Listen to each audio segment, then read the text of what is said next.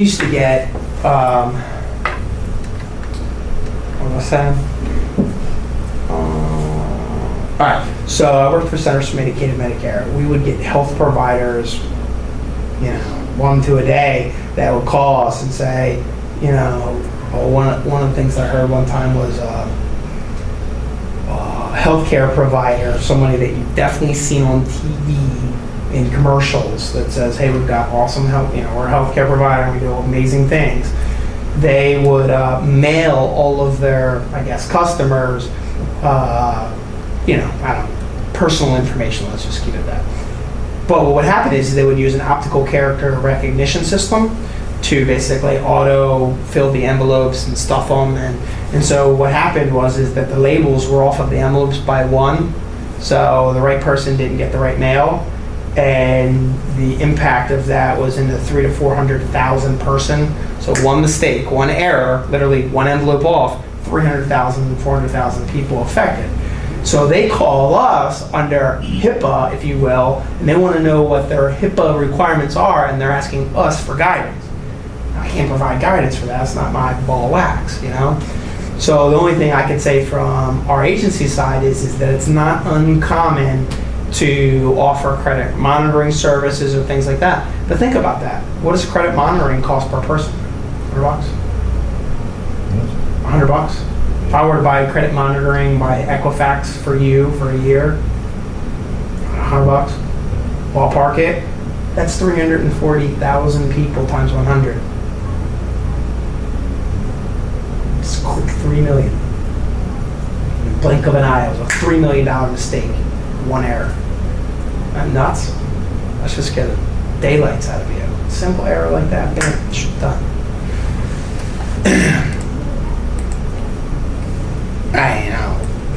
So what we had to do, our role as the incident responders, where we had to capture all of that information, get all the details, write a report, submit that to Centers for Medicaid and Medicare, which in turn on a monthly basis would send it up the river to Health and Human Services. And that was how the reporting worked. Never once did Health and Human Services call me and say, explain these reports. Why were the numbers higher this month or lower that month? Never once looked for that reason. And again, it gets lost in translation. I might have valid data or not. And I know when I saw some of those other agency reports and what their numbers were versus what our numbers were, there's no way that their radar was turned on. Realize that. And how could I detect X, Y, and Z in the thousands and then you get nothing? Just like not possible. You have to have your radar turned off, basically. So, privacy and reporting gets taken very seriously in terms of actually doing it. Nobody really questions the content, but man, if that report was late, people go, we need to report. You can't be late with the report. I could have sent you a chicken in a box and they would have been happy with it, but don't be late. Right. So, privacy, you want to make sure that it's reviewed on an ongoing basis, that there's a device that can be provided, the number of complaints or exceptions or incidents or events, et cetera, et cetera, et cetera. And again, you have different memorandums for that. Now, I don't know about these people because this didn't really affect me at Centers for Medicaid and Medicare, but Identity Theft Task Force, basically you have to submit a breach notification of 120 days. I can tell you per NIST 861, which is your incident response document for NIST. Basically, their timelines are 1 hour. If something was major wrong, you had an hour to report it. The closer to the middle of the road was 5 days or weekly, and then the rest basically, your probes, your scans, and things like that. From a technical point of view, fell under the monthly category. So I don't know where this 120 days comes from. I'm telling you, you remember what you did 120 days ago? So what are you going to report on 120 days ago for? That's a joke. If you're not doing a daily, weekly, or monthly report, it's in a vacuum, in my opinion. All right, then take a quick break, come back and iron this out.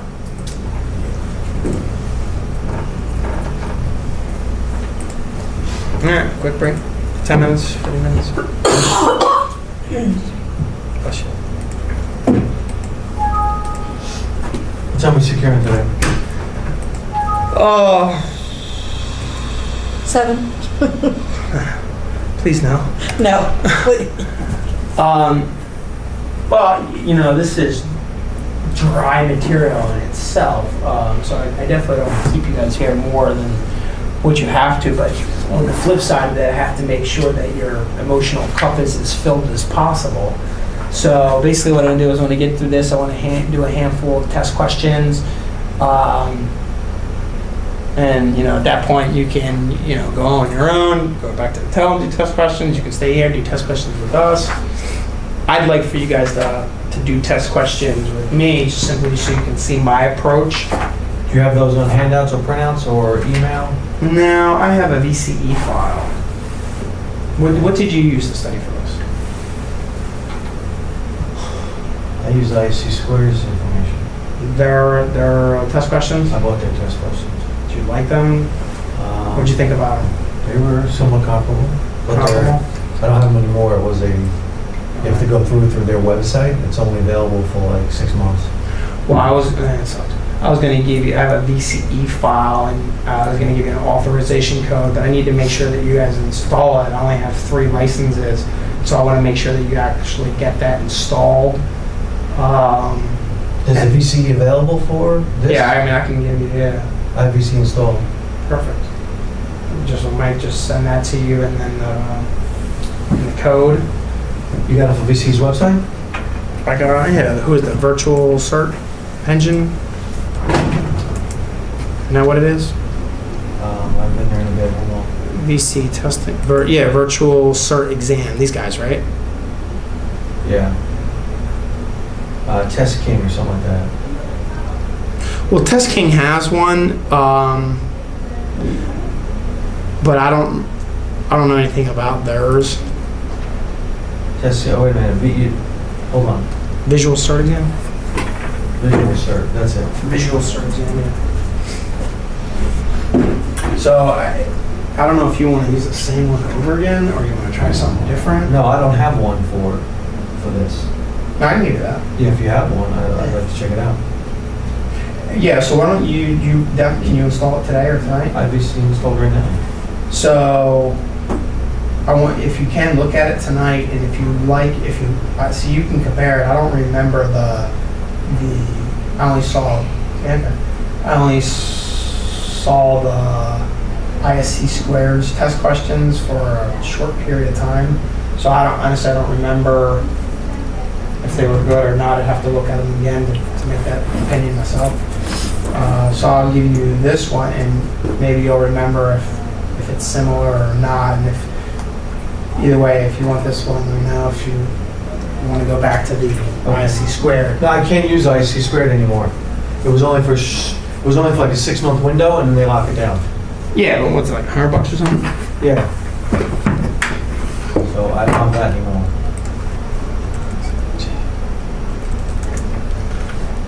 Yeah, no, I can give you that.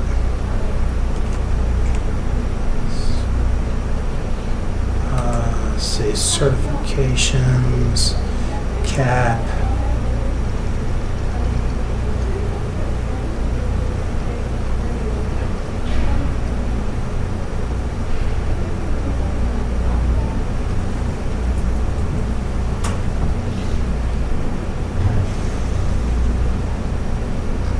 What's it in their store?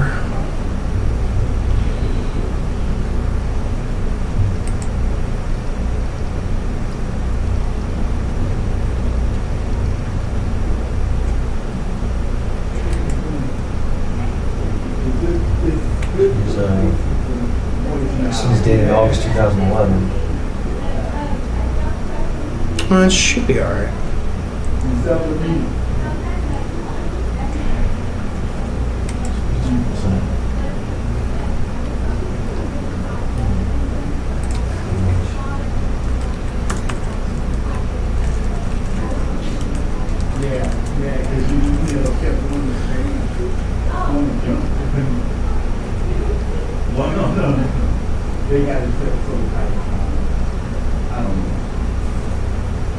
If you got it, I'll kind of review it today.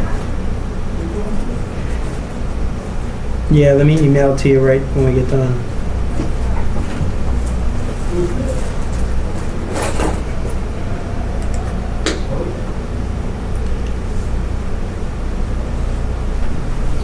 Yeah, I just don't trust stuff like cert dumps. I just don't like that. Or you certify. I tried that one. It's no good. I would imagine the test king would be similar to that. Yeah, I've been to the U-Certify. U-Certify was dated like 2006, or at least this one's dated August 2011. Somewhat similar. Put down one, see what that was.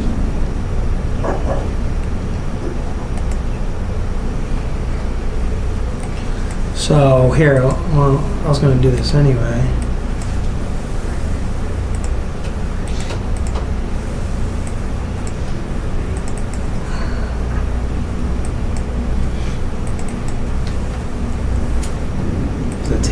There's basically 1, 2, 3, 5 in this one. Little slip up. Okay. 5. Which one is that? Let me see the name. Let's see if I'm looking at the same one right now. I think this comes from 1108, 16. Yeah, I'm looking at the same one. You have that one? Yeah, I just downloaded it. Is that viable? Man, it's pretty good. I'm trying to load it. So it's kind of hard to zoom out with my thing, but here would be like this one's risk oriented.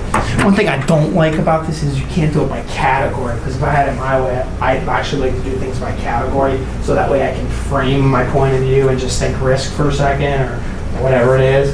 And so you can't do that with these VCs. That I don't like. I don't know, let's just do one of these questions. You know, project manager on something like that. Here, I'll show you how I do this. A project manager. Company doesn't make a difference. You're working with Tom, who cares? The COO, that's a very important role. On several risks within the project, something else. Tom's concern is that the priority list are sorted in high risk, moderate, and probably low risk. Is there any other objective in which Neil can make a priority list? So is there any other objective? So that's the other. So, and that would probably tell me that my answers, one would be an alternative way to classify low, medium, and high. And again, I would be talking myself through this just like I would you guys as I go through. So, no S there. That probably could mean 3-in-1 grouping. Find out. But generally, I would consider all of that noise. So I don't even look at that. So, do you think it's time-oriented? Category-oriented? Additional? Write that word there. Separately for schedule, cost, and performance. So is there anything that you can use in this to distinguish? Again, I'm looking at the difference between near-term, categories, additional analysis, and these three things here. That's the big bucket that you need to separate.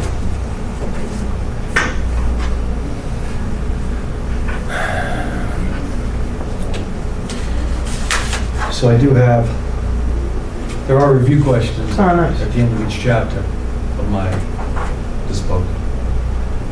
Okay, also look at that.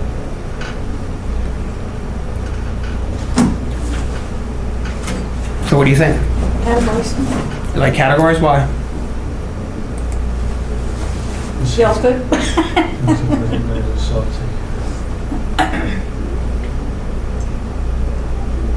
Well, since this one's time anything and the others aren't, this is an oddball one, and it could be a typo, but I doubt it. Okay. Maybe it could be grammar. I don't know. Maybe. Then categories, we know that we have control categories, so could you have each control category separated into each, why not? Additional analysis and response. That sounds like more like PO&M. We need more time to look at this. Here's our action plan. Here's what we plan to do, etc. Say D. And then risk may be listed by priority separately for schedule, cost, and performance. So that means I can have schedule, high, medium, and low risk, cost, high, medium, and low risk, and performance, high, medium, and low risk. So do you think this is more project management oriented or more security control category oriented? Works as a project manager. Okay, so now we tie in the role. So is the role a key word in this? So Neil, he's working with Tom, the operational officer. So project manager to a COO, that would look COO, PM would be underneath of that.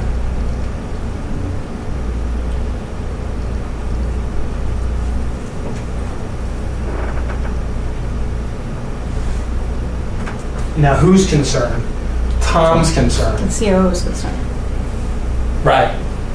So this guy's concerned. So what is he concerned about? So by tying the roles and responsibilities back in that gives you more of a point of view. Hey, can you slide over? Because it looks like there's something more that's missed. Yeah, I know, that's kind of hard because I'm desktoped into my house. Yeah. Oh, here we go. I got a whole nother stuff there. So whereas Thomas understand through qualitative analysis, Neil has identified many others. Higher unit level conditions. Tom wants to know. Well, that is there any other objective? Conditions within the project. All right, so qualitative. What was the specific word again? Tom understands that through qualitative analysis, Neil has identified many of the risks in the project. Tom's concern is, however, that the priority list, the risk events are blah, blah, blah, blah, as conditions lie within the project. So Tom wants to know, is there any other objective? So from Tom's point of view, this is a qualitative point of view, as opposed to a quantitative. So that's a key in any question. So you could say, is this quantitative or qualitative time? Quantitative.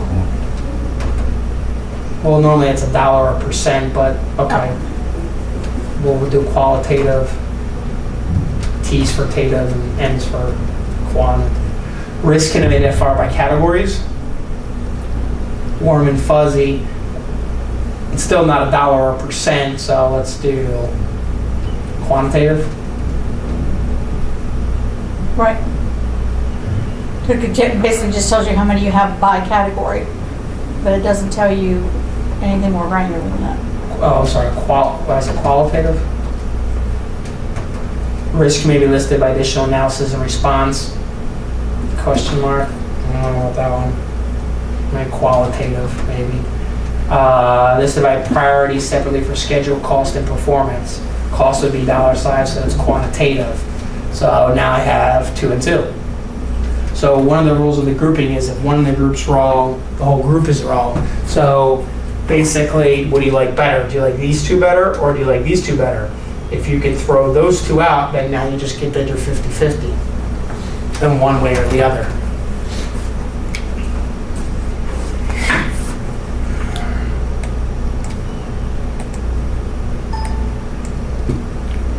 Good job.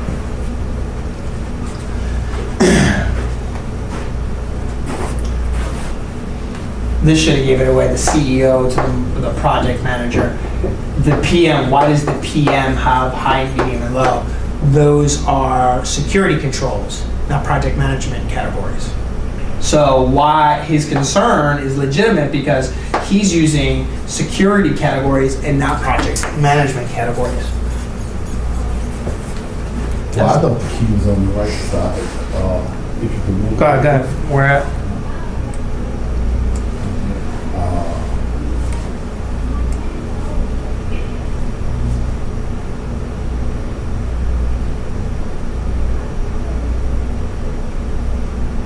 there's this piece, several risks within the project. Yeah, that's, From the project management Yeah. point of view, Yeah, from how do you gauge That's project what I mean. risk? yeah. Yeah, scope creep, over cost, and what was the other third one? And performance. So your key performance indicator, KPIs, and KGIs, key goal indicators. Goals are much more broader. So the overall goal is to go from A to B, but then you have the performance indicators of how do I get there. So goal, big picture, performance, small picture. Right, so just to give you an example, and you'll get better and better. So in this case, if you did my 50-50 and you threw out the two middle ones, then if you would have thrown out that group first, then you would have left yourself near term / long term or midterm, or the risks within the project. This is actually the key word that I missed because the thing was going back and forth. That's a key word right there. Right. That's what makes the answer the answer.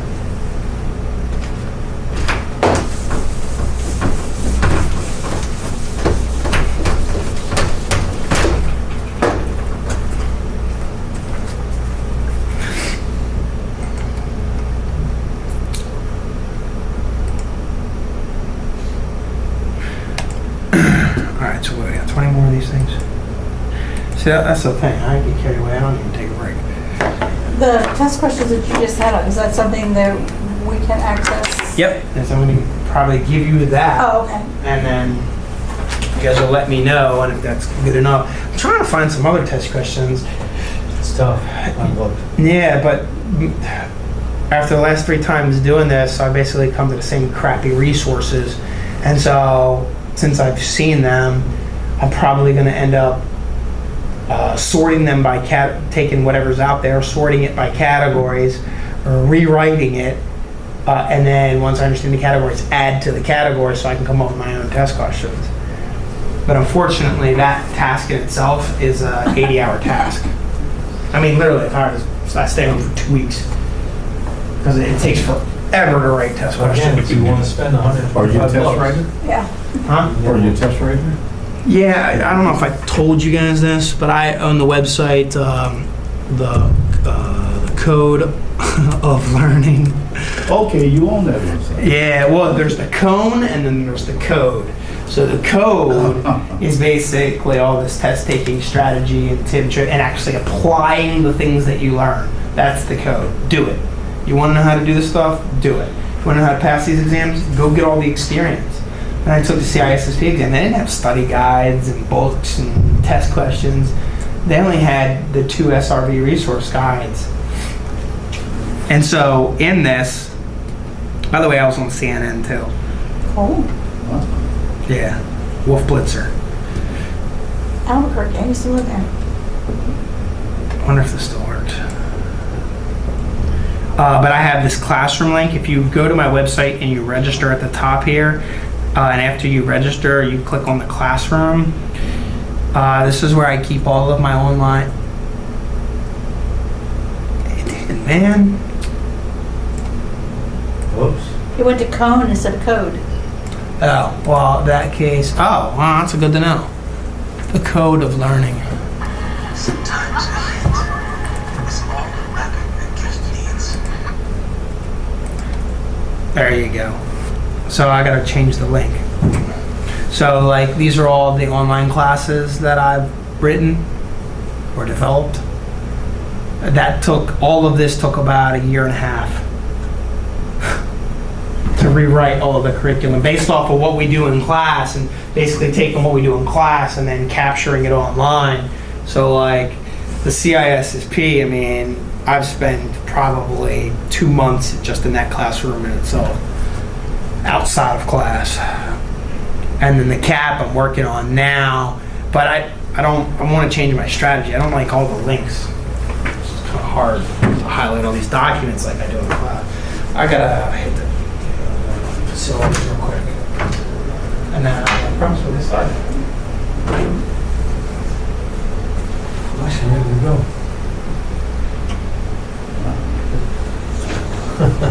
I'm about saturated for the day now. Just gonna start bouncing off. What time did you say you was in? Well, the schedule's like till 5:30. Absolutely no chance of staying at 5:30. I'm leaving at 4 if he doesn't secure us. And that's one reason I hauled around till close to midnight last night about, they always stay at a hotel, they always stay at a, and just decided, you know, that's 3 hours of study time I can do uninterrupted. So, I wish I had the book before the class. yeah, and I thought we then were- I actually sent an email saying, don't have it.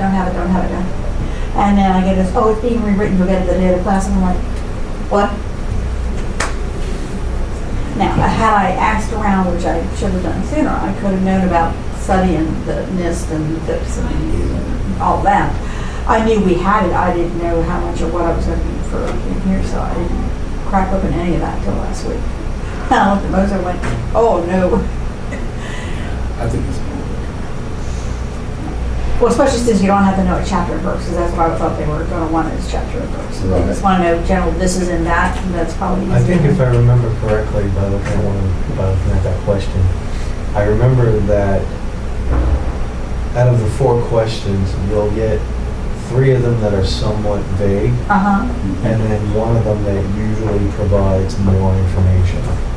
I think if I remember it correctly, I'm going to check some of the samples tonight, but if I do remember it correctly, that's how, yeah, and I'm not going to say that's the foolproof answer because obviously I didn't pass it, but I think I do remember, like, you know, the 3 questions being somewhat vague, like that one was kind of an indicator, like 3 of the questions were just kind of short answers, and then the 4th one Was longer. longer, Sure. more information, more specific information.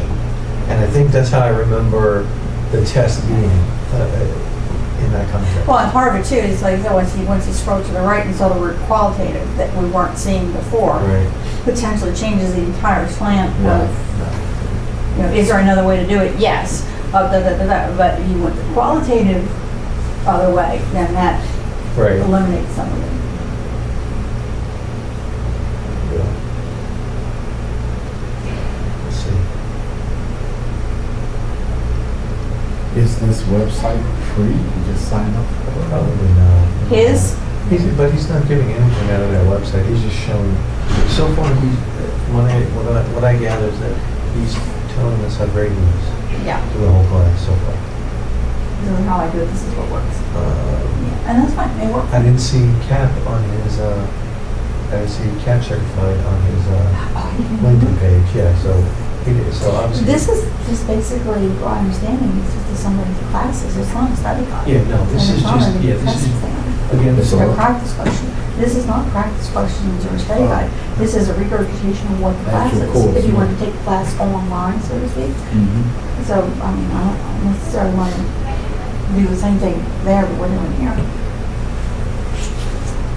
But when I had my Security Plus, they gave us links to practice tests. And you could take as much as little on your own. When you get the official book from ISC Squared, it discusses the six domains that we have to focus on. Okay, starting off from categorization to You get that from ISC Square before No, you that's take from the the test? class. Oh, okay.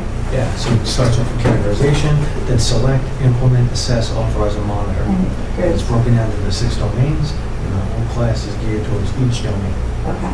How you know, so the first one, if we talk about categorizations, I think I could show you it's broken out, domain 1, Okay. categorization, and it tells you how they're going to categorize your system. You know, then select is the second domain that tells you by selecting the controls that need to be applied to the system based on its categorization, low, moderate, or high. Then implement, you implement the controls, assess, so that's when they're implemented, your system's going to be assessed. Next domain is authorize, so you're authorizing to operate. And then monitor, your continuous monitoring is the last domain. So that's how ISC's got it broken up. Now, unless it's changed since I've taken the test, which was about 7-8 months ago, 9 months ago, hopefully they're going to talk about all that here. But again, this was very specific. This book is to go right into the test. So they have to cover everything exactly as it's issued. It's the They test. do not. They're not doing the testing here, so they can teach, I guess, anything they want. Right. It's the test by different areas. Does it jump around? No, it's not broken up into categories. It's just 200 and Like some not odd all the questions. main one Yeah. questions are together and not all the Yeah. main two questions are together. But, and I can even show you, what I can do is, if they have a copy, or what I can do is at the end of each domain, there are some practice questions. And I can go ahead and I can make copies. I think there's 2 pages of it, to help out and give them out to you. We can definitely help. Because these are right from the book. So, That's the horse's mouth. yeah. That's why I would like to